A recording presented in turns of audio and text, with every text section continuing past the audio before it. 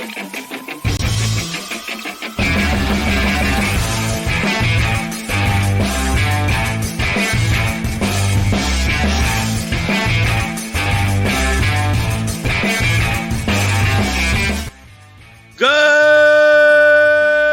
morning, grinders. Welcome to RotoGrinders Today. I'm Jordan Cooper, a.k.a. BlenderHD. You want to follow me on Twitter? And it's Monday, May 13th, and you know what we do on Mondays.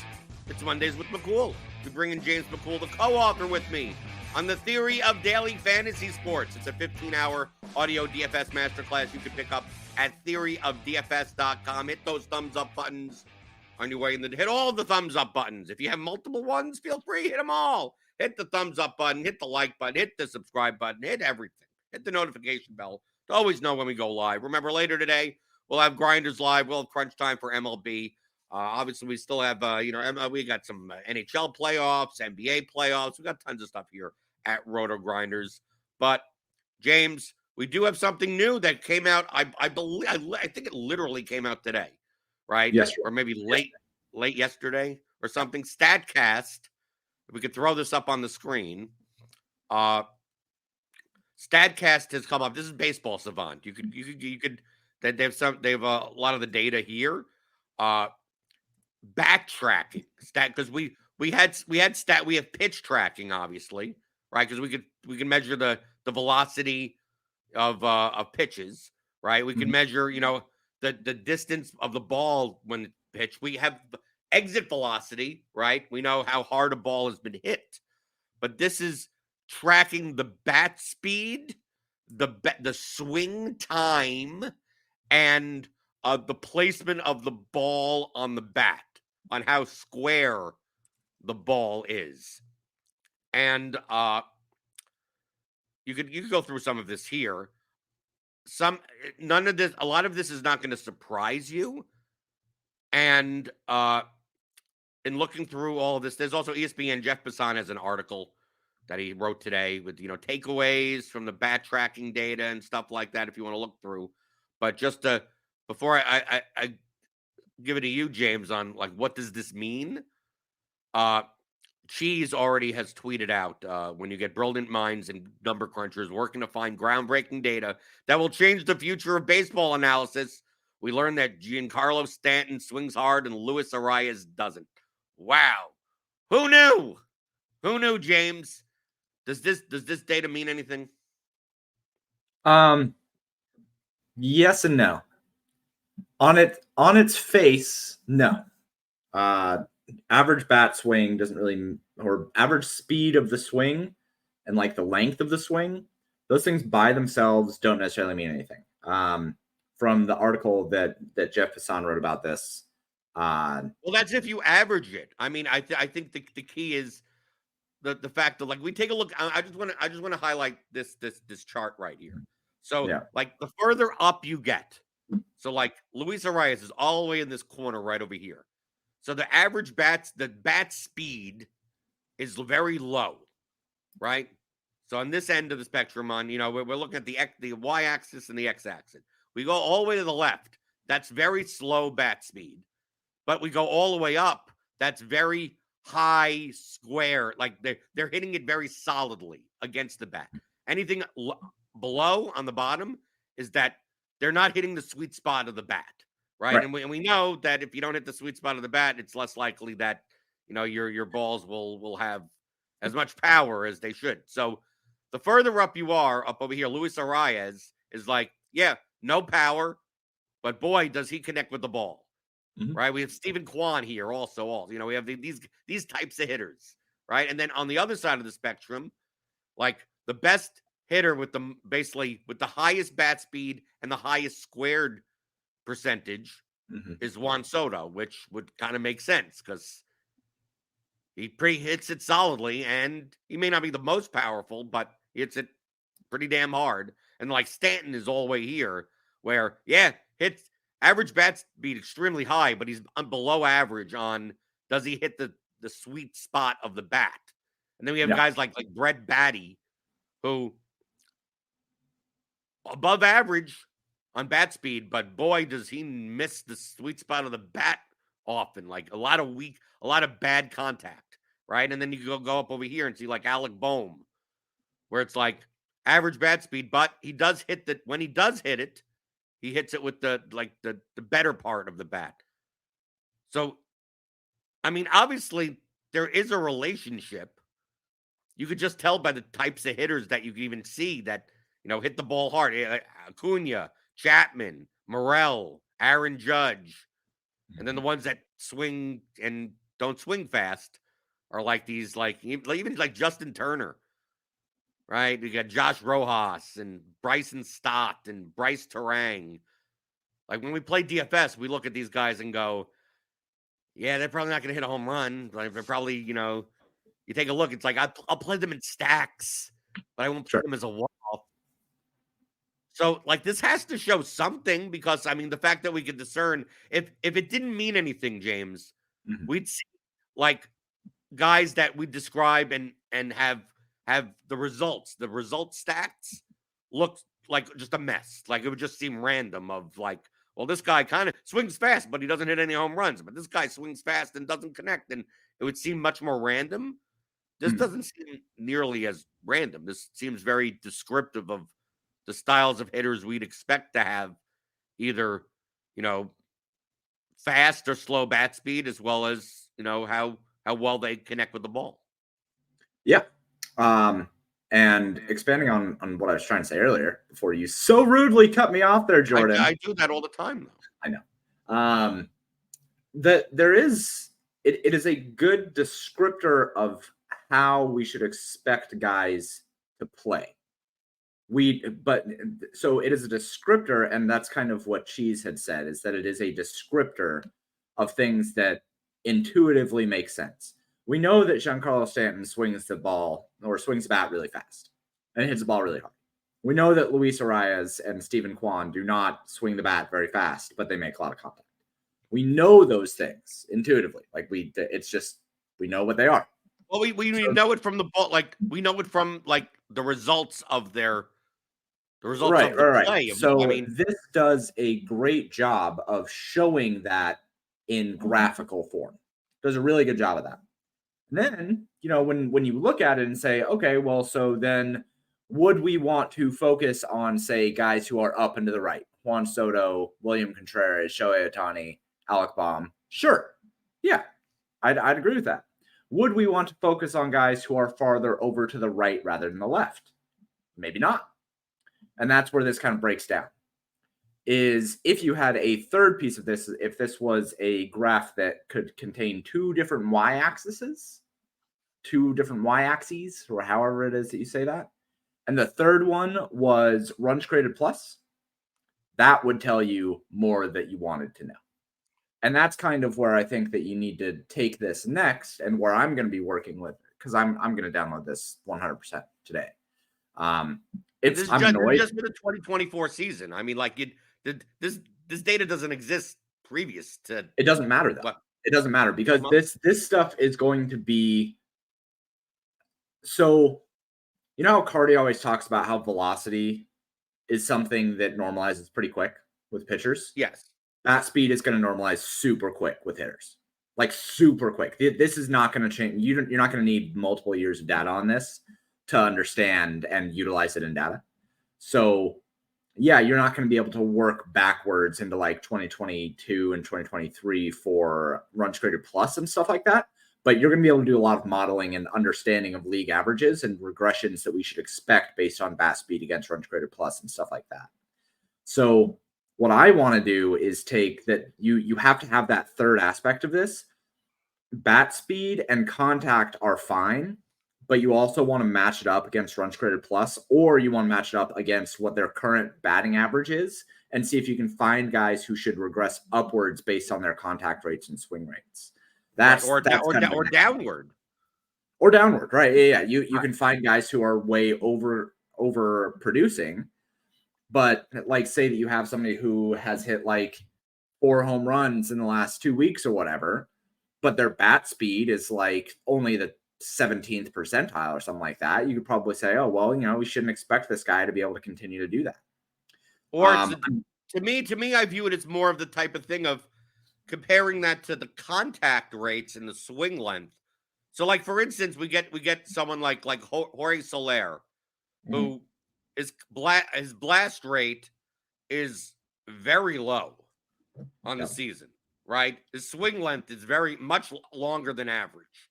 He lugs that bat through the box. His contact rate is low also, but that's expected for Soler because he strikes out a lot. But if we saw that he hit a whole bunch of home runs, it's like, well, based on this underlying data, he probably got lucky to hit a couple of these home runs. He just so happened on those pitches to hit the ball with contact. He's making such bad contact that his bat speed is, I mean, it's such a small sample size now, but it's not, because to me, it's not just the bat speed, because, yeah, obviously guys with higher bat speed are going to hit the ball. We could see that in home runs. We could see that in the exit velocity. We could see that in, like, that's kind of the question that I was asking.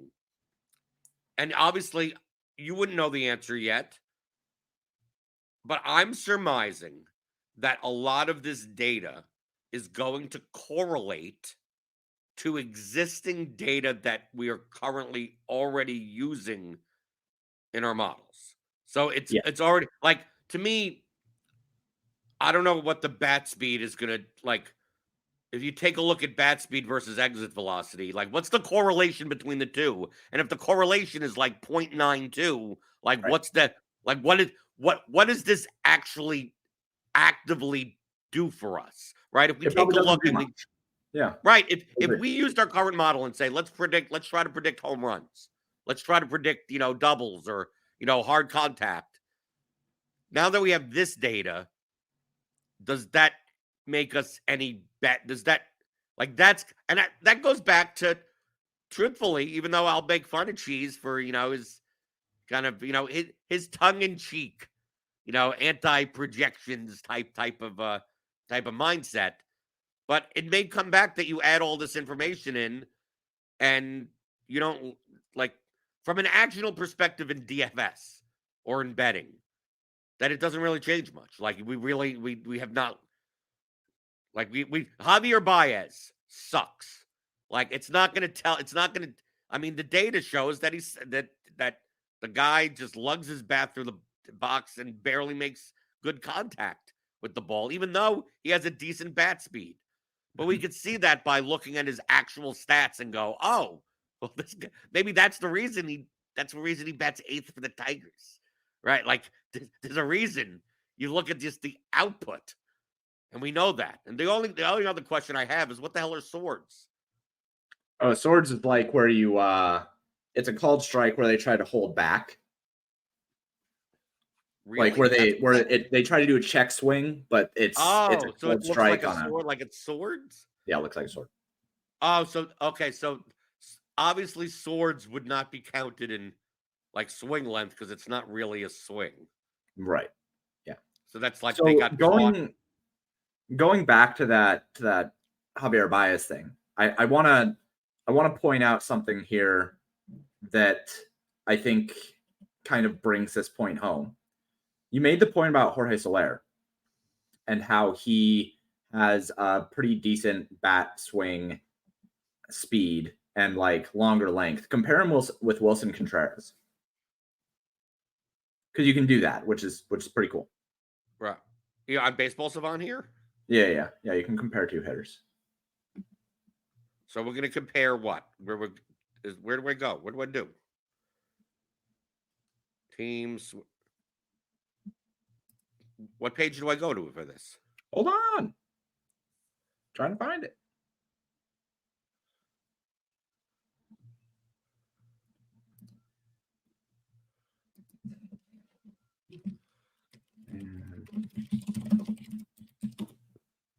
So I'm going here. Contreras. Can you just do it from this screen? Wilson Contreras? Yeah. So here, like this. You want this on the screen. Yeah. So there you go. Those two guys are basically the same, right? In terms of looking at this. But then this is looking at swing. This is looking at swing percentage. That's looking at swing percentage. So go ahead and look at bat speed. No, this is bat speed and swing percentage. That's what it's on both axes, right?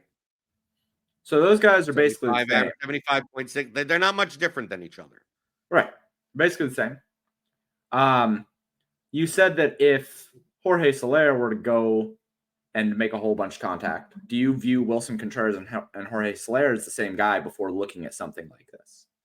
No, I wouldn't consider them the same guy. So that's kind of what you look at this and you're just like, oh, they look like basically the same guy based on this data, but based on all these other really good models that we have, we know that they're not the same guy. Juan Soto is sitting there. I mean, if taking a look at this, I put Soto here, and Soto much more normally distributed and much more consistent. Right. Like just from the data, I mean, like the difference between these three, like Soto should be, Soto's better. You see less, ceiling is about the same as those three, but the floor is way higher. Right, here's Soler. Right, you can see basically Wilson Contreras has this little leg over here where he gets more hits because he has some slower swings, I guess. But this is but to me, you know what this highlights? That Jorge Soler, if I could take out, I don't know how to take. Can I take one of these guys out? Like this is Jorge Soler versus let me put in Baez. Here's Soto. Let me put in Baez. Right? Consider that these two guys are like pretty far away from each other. Yeah. And look how close this visualization is. Yep. Like the differences between being Juan Soto and Javier Baez in swing percentage and bat speed. Like this sliver here for Baez, right? And this top end up here, this top cone end over here, is the difference between those two. Like these aren't, in a visualization sense, it looks close, but in an actual sense, these are humongous differences. Right. Huge. So the big thing here is my guess on how this is used, based on everything that I know about baseball and about hitters. What we care about is bat speed and how often a hitter actually swings at hittable pitches. Bat speed and picking your pitches. Think Mike Trout, right? Mike Trout, he doesn't swing at everything. He doesn't chase at very much. He swings at things in the zone, and he swings really fast. That's what Mike Trout does. That's why he's really good. Javier Baez. Well, that's why Juan Soto is. I mean, that's why I'm using Juan Soto here, because based on the things, like he's the prototypical batter of someone that has much higher bat speeds, and he makes a lot of contact, and he doesn't strike out all. He walks a lot because but it's not even really about making contact a lot, right? It's not about the contact. Contact is good, but making good contact and knowing when to swing is the most important part. That's the thing that it always comes back to for me. Like I think that people looking at things like strikeout rates are misplaced. Strikeout rates don't really matter. What matters is that you're swinging at pitches that you can just destroy. Right. And Juan Soto is very good at understanding what pitches he can absolutely destroy. And obviously he has a really good eye. He takes a lot of walks and he doesn't swing and he doesn't chase, right? So like him and Mike Trout are kind of this idea of people who can leverage their bat speed. Somebody like, I don't know, O'Neal Cruz or Jorge Soler, right? Like Jorge Soler doesn't make a lot of contact. He chases a lot of pitches. He swings the ball fast, or he swings the bat fast. And when he makes contact, he's probably going to hit the ball hard, but like it doesn't matter because he doesn't know how to pick his pitches as well. So that's kind of what I want to do is I want to take this data. I'm going to download this CSV and I'm going to connect it against other things in the Baseball Savant database that I think make a lot of sense for understanding who is able to utilize bat speed. And then that's, I think, where you kind of find some good data here. But to your point, if I go through all of that, and then I find like guys who have a really good leverage of their high bat speed or whatever the hell I call it, and then it has a 0.95 R2 towards runs created plus, I'm just gonna be like, I'm just gonna use runs created plus. Right. So to me, that's what I expect. I expect a lot of this data is going to be correlated to. Yeah. Wow, the guy that hit 47 home runs this year has a high bat speed. Who would have thought? Right? I mean, like it's like one of those types of things. I mean, take a look at this. Look, this is the most ridiculous comparing visually Arias and Stanton. Their overlap. Like, look at all the other players we looked at. They overlap by more of the and then 10% is like outside here. It's like you got this little thing right over here, right? Stanton's slowest swing is Arias's fastest swing. Right. Yeah. The Chicago Jay said there's been sayings about who's applying the power between pitcher and batter. Would modeling make sense to dive into lower bat speed, better contact versus power pitchers versus higher bat speed being needed against soft tossers? Obviously, I have not dove into this yet. I will. But typically that kind of stuff, I'm going to talk through my thoughts here. If you have a higher bat speed, it's going to be basically the only way that you're going to hit guys who are throwing really, really hard. You're not hitting somebody who throws 100 miles an hour with a bat speed of, 60, right? Like Luis Arias. That's not necessarily true, though. You're not gonna make anything out of it. Right. Okay. I think that's what I mean by like Luis Arias could just stick out his bat and slowly and hit the ball. Right. Yeah. He'll just choke up on it and he'll be able to make contact and maybe he'll be able to get a dribbler out to third or whatever. Right. But you're not going to make any actual power out of it.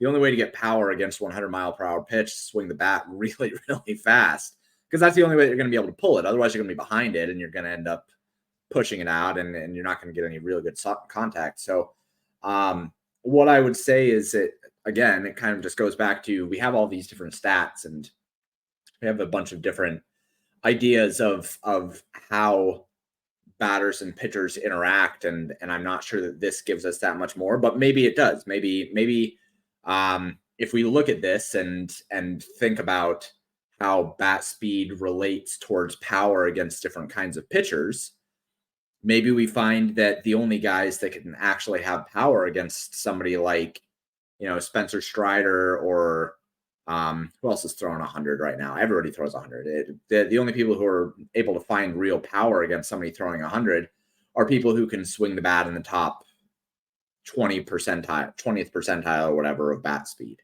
right? Maybe that's what we find.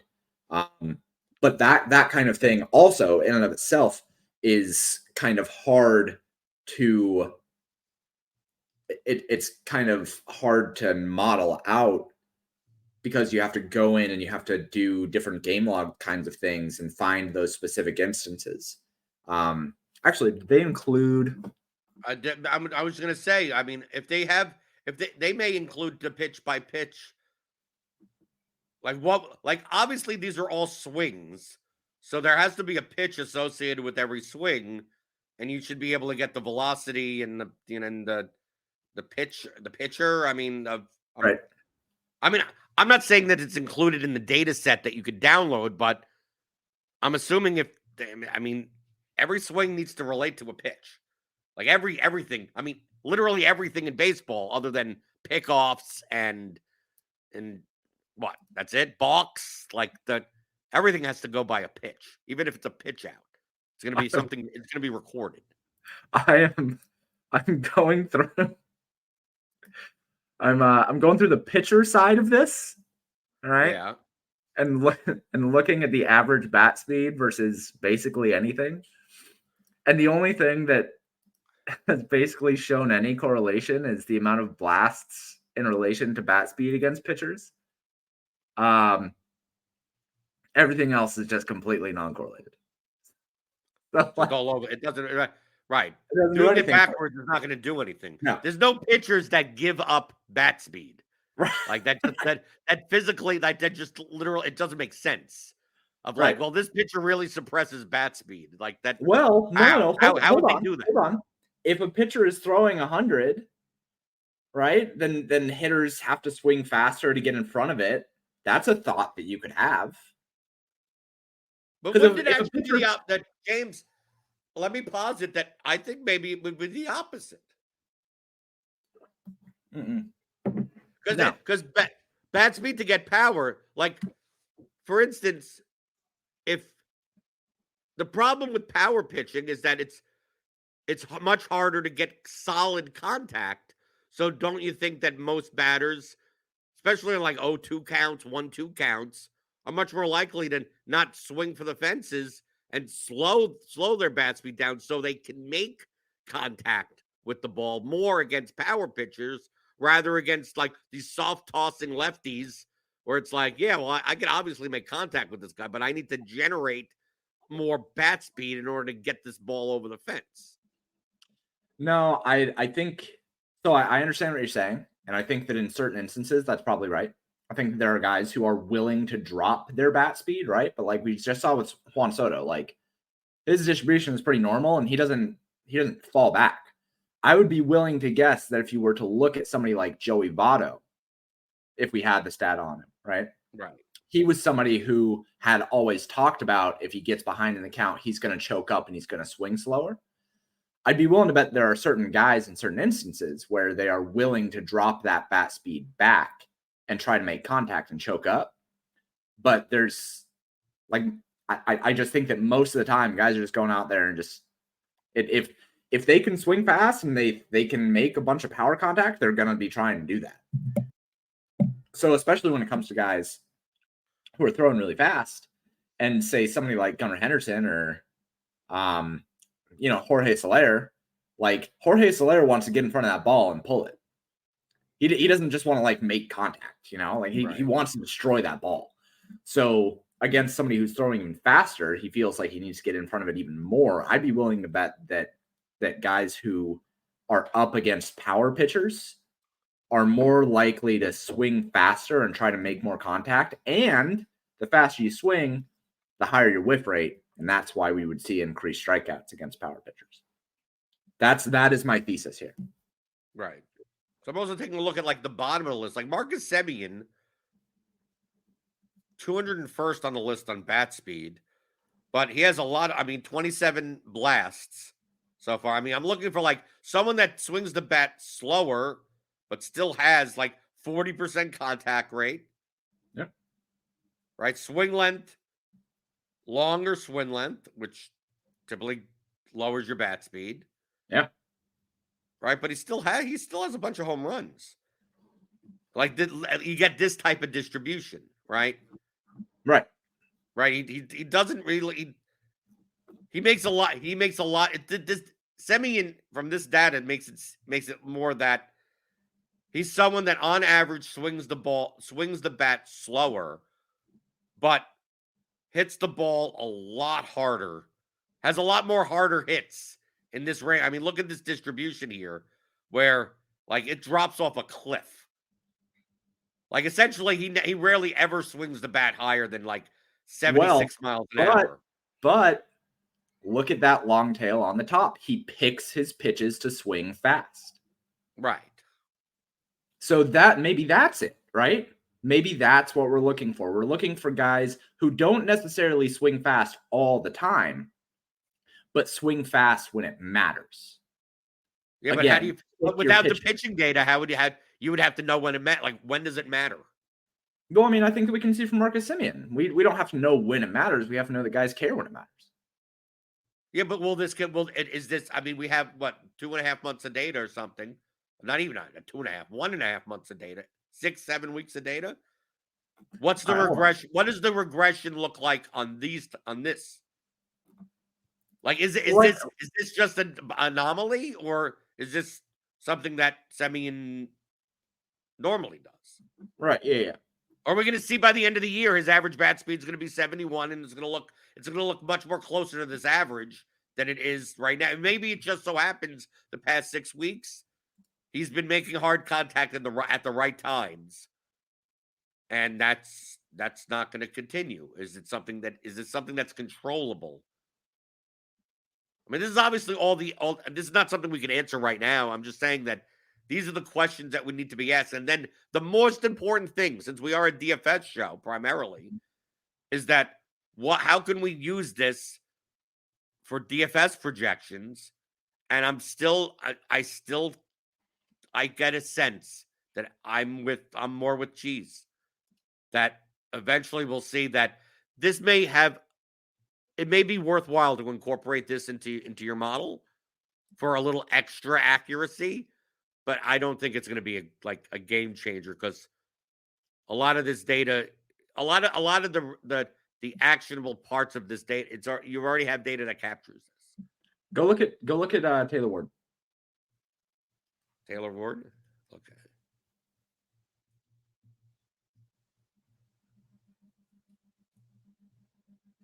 Ward. Okay, here we go. Right, a little bit similar to Semien. So he's down on the list also. Right. So he's down on the list. His average is 68.9. But he has 34 total blasts. Right. But which is why which is 21st. But see that long tail again towards the top. That's what I think is going to matter here. I think that what we need to do, because basically he's getting enough blasts and he's making much higher percent contage than the league average. No. It's this long tail towards the top. Over here? Yep. That's what I think matters. I think it matters a lot more that guys know when they're supposed to swing the bat really, really fast. That's what I think matters. Yeah, but then you would have to correlate these swings to specific outcomes, right? I think that, yes. Yeah. Like I said, how would you be able to tell that they're swinging the bat fast at the right times? Because you have to gauge what the right times are. So again, I need to work with this data. I don't know the exact answer. Right. Obviously, we just got that. I mean, I think that because you can look at Adley Rushman too. And Adley Rushman I sorted that table by blasts. And then I'm looking at these guys who have these lower average bat speeds. Right. Very similar. You can see that these guys who have these lower average bat speeds, I don't even think that it's necessarily the average bat. One, I think that blasts matters a lot more than I think that this bat. Well, that's the point. Isn't that what I'm saying? Is we talked about barrels, all the other StatCast data. It's dude, if I just looked at barrels and blasts, what do I need any of this anymore?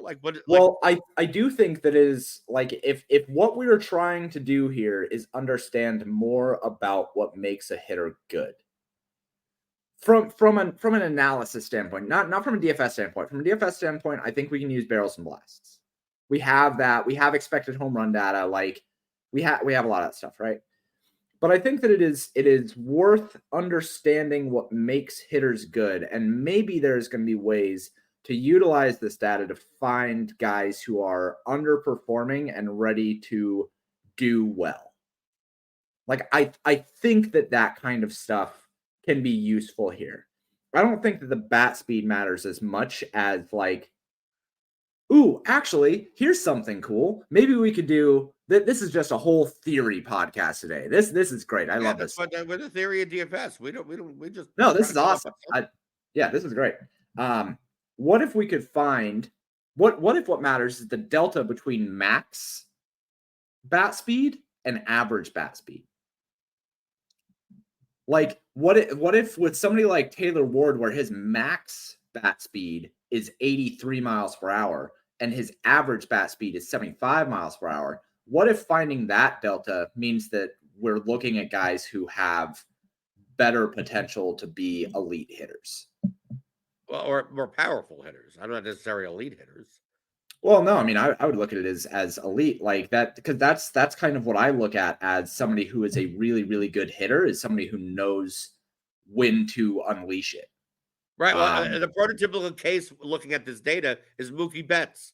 Mookie Betts has a lower than average bat speed, but dude, it's Mookie Betts this year is awesome. Right? But the point that you're making is that there's a difference. The distribution of the bat speed you think matters. Dude, yeah, go look at the Mookie Betts graph. Go look at his graph. That's the graph we want. But to finish off what I was saying is that if someone had the average bat speed of like 75, but they swing 75 like every time, there's a difference between that and someone that has an average bat speed of 75 that swings 70 sometimes and 80 other times. Like that has to be different. So this is Mookie Betts. This is who we want.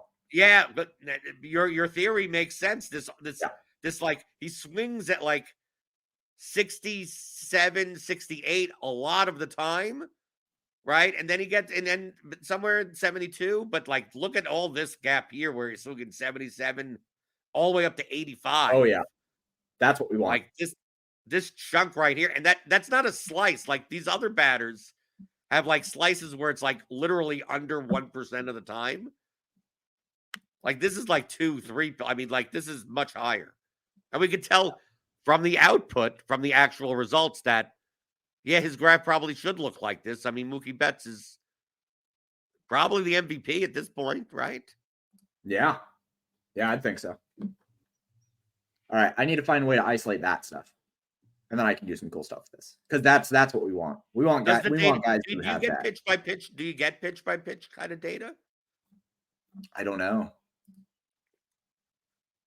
Because basically you want to say, I just want to take his stats of when he swings more than 75 miles an hour, 77 plus or something. That's it. I don't think the data is available for AAA hitters. Maybe it is. I don't know.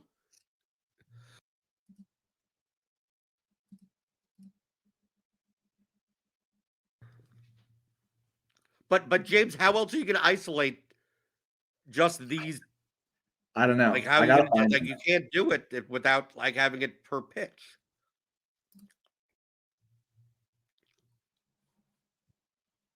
Yeah, I gotta see if I can find that. I don't know if I'm gonna be able to find it. But that's what we want. That's for sure what we want. Well, in theory, at least.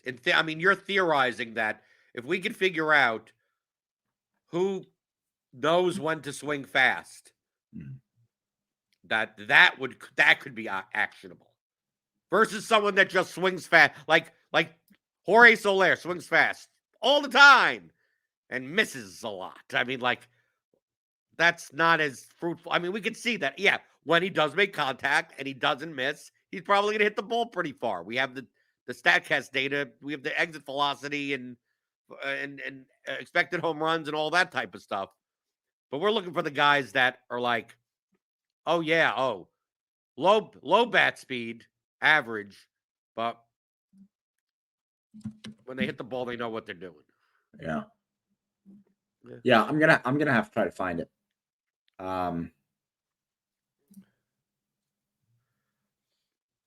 Because I think that there's something there for that. Yeah. What happened to Justin Turner? He's old. Some of these guys, you take a look at the name value and go, oh yeah, Justin. Okay, maybe Charlie Blackmon. I mean, like look at the underperformers like Justin Taylor, Justin Turner, Charlie Blackmon. Right. I mean, what's the difference? I mean, look, when Nick Ahmed is close to Charlie Blackmon, like Charlie Blackmon is probably, I mean, that's probably not great. Right.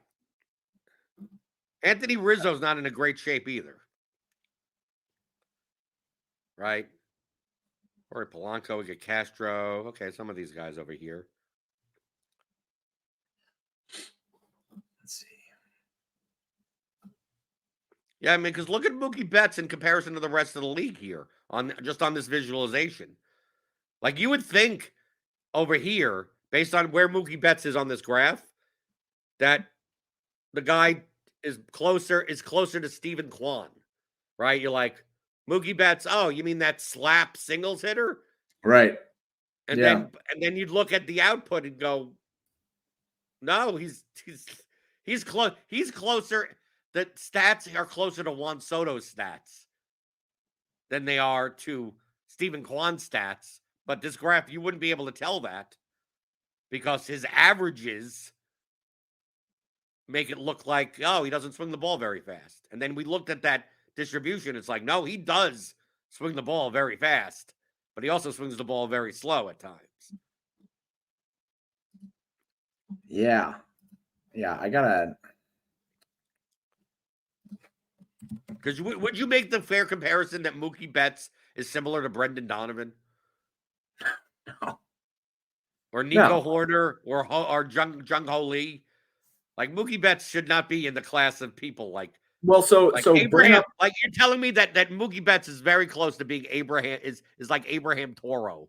Well, so bring up that graph for Mookie Betts again, and then put in Brendan Donovan, and we'll see exactly why he's so much better. Betts, right? Let's put Betts here. You want Donovan?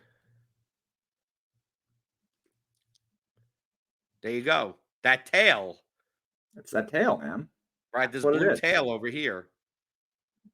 Or even like Will Brennan. Like that's another one in that range. Yeah, look. He's green. Yeah. He has no tail. And then we also had Abraham Toro? Yeah, Toro. As a swing everything. Well, Abraham Toro, I mean, he has a little bit more.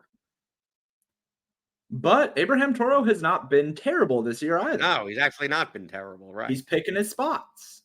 Right, Abraham Toro. So this is one of those instances where you can see, like, you didn't expect to see that about Abraham Toro, but Abraham Toro has not been terrible this year, and maybe our assumptions about him are not quite correct if he can pick his spots.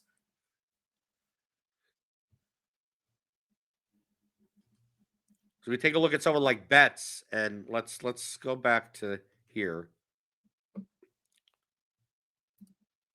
Jung Ho Lee, Betts. I mean, who else is kind of around? Marcus Semien, Betts, Toro, Donovan, Hoerner. Hoerner's another one. Hoerner, Jung Ho Lee. Let's look at that in comparison to Betts. So there's Betts, and how about Nico Hoerner? No, I have to put the last name. Yeah, it's last name. Yeah, major difference. Well, but Nico Hoerner does end up trying to look for that stuff, right? I mean, he does have that tail up. But also, you know, if you go back to the table. And look, Adley Rutschman is like right underneath Betts.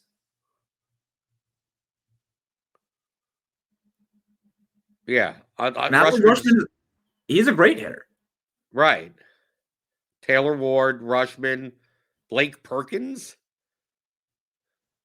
But here's Jung Ho. Jung Ho Lee actually has a faster bat speed on average. Yeah. Let's see what he looks like compared to Betts. I put in Lee. What do I do? Jung Ho Lee. I mean, so he doesn't really have a tail. What? He doesn't really have a tail. I mean, he has a little. Yeah, it doesn't really have a tail. Yeah, it's kind of consistent.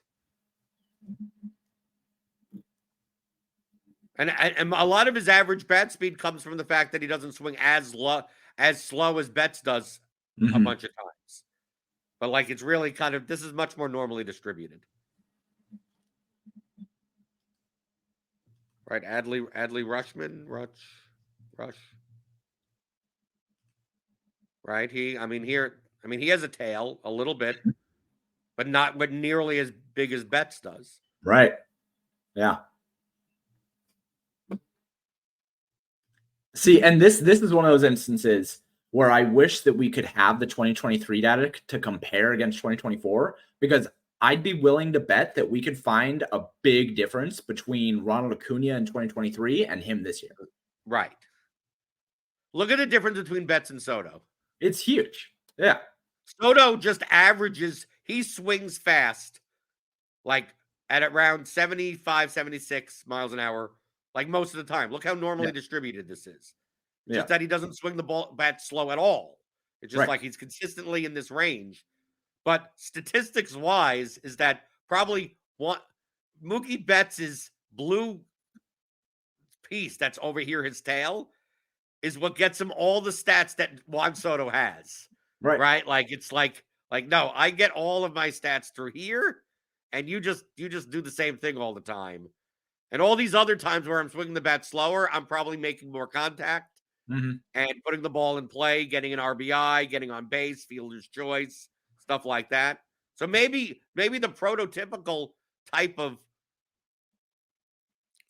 of hitter that we're looking for is something that looks not like Juan Soto, but more like Mookie Betts. Yeah, we want as long as this tail actually amounts to something. Like just because you swing, sometimes I swing the bat fast. Yeah, but if you miss, and who cares? I mean, like that doesn't matter. Right. Like Juan Soto basically sits there, watches balls, and then anytime something's in the zone, he swings as hard as he possibly can. And Mookie Betts, the difference there is that he will still swing at other things here and there. But when he sees something he really wants, when he sees that 90-mile-per-hour ball right down the middle of the plate, he's just going to unleash on it. So this did in Chicago J in chat said, look up Miles Mastrobuoni. Cubs specifically put him in against Skeens because of his ability to hit high velocity pitches. And if that's the case, and this is, I mean, obviously it's very small sample size. This looks, if that is true, if that statement is true, then what I've said previously on the show about bat speed versus fast pitching is more correct than what you that against higher velocity pitchers, the bat speed of batters should go down because they will slow their bat speed in order to make sure to hit more contact with a fast pitcher than the opposite of trying to catch up to something. Yeah, maybe you're right. Yeah, maybe you're right. I mean, if that's, I mean, because Mastrobuoni, whatever is, however you pronounce it, his bat speed is quite low, and obviously this is I mean, we're also looking at what's probably like. Yeah, he's got like 14 plate appearances. right. So, right. What are we? How many swings is this? 20? Yeah. Right. Like how many? Who knows? Right. But it's interesting, right? A lot of times on Mondays we end up with me making DFS rap battle stuff on Chat GPT.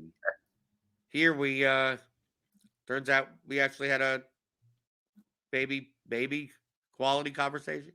Yeah, we get one a year. We get one conversation a year. I want to dig in and kind of try to find if I can figure out a way to, like, I don't know if they're going to release the pitch by pitch stuff of this. If they do, then it would be really, really cool to be able to measure the delta between max bat speed and average bat speed of hitters, because I would be willing to bet that has a pretty decent effect on what we should expect out of good hitters. Good. But you can also see what effect it does have. Maybe it has an effect that you don't realize it does. You just go, right. All you're doing is saying, okay, who are the ones that have the highest deltas? Who are the ones that have the lowest deltas? And what other things correlate with that line? Yeah. And who knows what it could be, you know, something that obviously that's not like overfitted into the, I mean, it's like, oh yeah. The people that have the highest deltas are like guys that are born in July. It's like, that doesn't like that. Who cares? Who cares? That doesn't matter. What I think this will end up doing is like this kind of stuff. I don't even think that it's going to matter at all at this point in the season. Here's how I think this is going to be used. I think that we have better stats for DFS and for betting than this. Like we have barrels, we have blasts, we have expected stats. We have so much to use for DFS and betting that is going to tell us how good guys are and is more easily applicable to modeling, right? Like this is kind of hard to build into modeling. But those things take time to normalize. And I think this probably normalizes really quickly. So I think this will be useful at the beginning of next year for us to look at and be like, oh, here are a subset of guys that fit this archetype of elite hitters and like if I find out that delta matters between max and average speed, be able to say, yeah, this guy who wasn't really that great last year is fitting this profile of an elite hitter, and he's only like 3K for this week or whatever. Right. But he fits this profile. That's where I think that we can use it. Or some $5,400 you end up with like, Vlad Guerrero. Based on let's look at Vlad Guerrero. He sucks right now. Yeah. Anyway, continue. Well, Vlad Guerrero's main culprit is that he's not hitting the ball with good contact. Right. So where's Vlad? Vlad Guerrero. Right, look, his bat speed, look. You would look at this and go, wow, Vlad Guerrero. Look at how many, he's better than average on bat speed, but his contact rate, so I mean, just put him by Betts, for instance. I mean, that's a drastic difference. Also, another kind of cool thing to look at on it, if you sort that instead of swing percentage, switch it to hard hit percentage. Much closer. Do you see? Well, but look, Mookie Betts is getting hard hit rates even when he's only swinging the ball 66 miles per hour. Right. And Vlad has to swing hard to get hard hits. Right. Which is, again, pick your pitches. You can still hit the ball hard even if you only swing 66 miles an hour if you're hitting something that's a 90 mile per hour fastball down the middle of the plate. Right. But you can't do it if you're trying to swing at something that's a 95 mile per hour fastball on the outer corner. Right. So yeah, there's a lot of really interesting things here. And I think that what we're going to find is that this stuff is really useful in smaller samples towards the beginning of the year to kind of isolate and say, oh, well, this guy fits this profile of what we want out of somebody who can give us really good results. And he fits the bill and he's still underpriced. Or this guy doesn't fit the bill of being an elite hitter. He doesn't know how to pick his pitches. Yeah, he swings really fast, but he can't hit shit. So he's overpriced. And then, things will normalize, and then we'll have our whole toolkit of stuff that we can use to project this stuff out, and then this stuff will fall behind. But either way, really, really cool stuff. From a modeling standpoint, and for somebody like me who does a lot of data analysis and kind of loves that kind of side of things, really cool stuff. I'm excited to dive in and download it and see if I can find it. I'm sure Cardi will tweet out some stuff he's seen. He'll be talking about it a little bit. At least if he comes on here in the morning.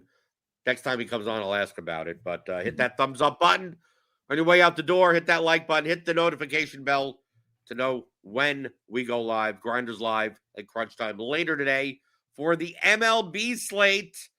Obviously, we got tons of stuff here. PGA. We got NBA playoffs, NHL playoffs, MMA, soccer. It's kind of wrapping up. We got that also. Sign up for RotoGrinders Premium. Click on the link in the description. Get $250 off 6-month package, or $40 off your first month, or try us out for $19.99 for a couple of days. All that information is below. I'll be back tomorrow. I forgot. I don't know who's on. I think maybe Tim's on tomorrow. Someone's on tomorrow. We'll be taking a look at the MLB slate, right? Just trugging along here like I always do, talking about all things you're thinking about in daily fantasy props and pick 'em. Every Monday through Friday, 11 o'clock Eastern, on RotoGrinders Today.